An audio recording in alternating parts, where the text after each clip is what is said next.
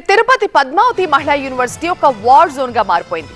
Strong room పరిశీలించేందుకు వెళ్లిన చంద్రగిరి కూటమి అభ్యర్థి పులివర్తి నానిపై దుండగులు దాడికి పాల్పడ్డారు. దీంతో టీడీపీ శ్రేణులు ఆందోళన చేపట్టాయి. ఇది కాస్త హింసాత్మకంగా మారిపోయింది. ఏపీలో పోలింగ్ ముగిసిన తర్వాత కూడా దాడులు ఆగడం లేదు. చంద్రగిరి నియోజకవర్గ కూటమి అభ్యర్థి పులివర్తి నానిపై దుండగులు దాడికి పాల్పడ్డారు. తిరుపతిలోని పద్మావతి మహిళా వర్సిటీలో స్ట్రాంగ్ రూమ్ పరిశీలనకు వెళ్లి తిరిగొస్తుండగా నానిపై దాడి జరిగింది. ఈ ఘటనలో నాని భద్రతా సిబ్బందికి గాయాలవగా కారు ధ్వంసమైంది. దాడిని నిరసిస్తూ బాధితులు వర్సిటీ ప్రధాన రహదారిపై బైఠాయించి నిరసన తెలిపారు.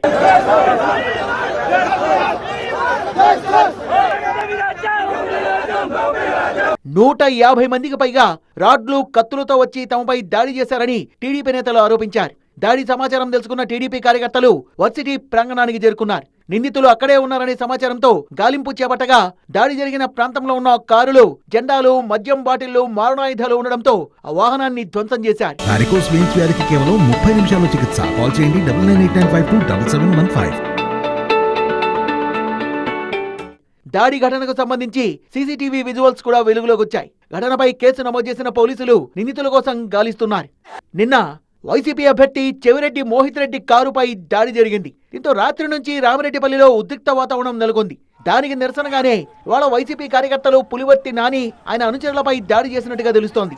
నానిపై దాడి తర్వాత పద్మావతి యూనివర్సిటీ ప్రాంతంలోని పలు వాహనాల్ని టీడీపీ కార్యకర్తలు ధ్వంసం చేశారు. పోలీసుల వజ్ర వాహనంపై కూడా దాడి చేశారు. 2 బైక్లు ధ్వంసం చేశారు. ఆందోళన చేపట్టిన టీడీపీ కార్యకర్తలపై పోలీసులు లాఠీచార్జ్ చేపట్టడంతో యూనివర్సిటీ ప్రాంగణం రణరంగంగా మారింది.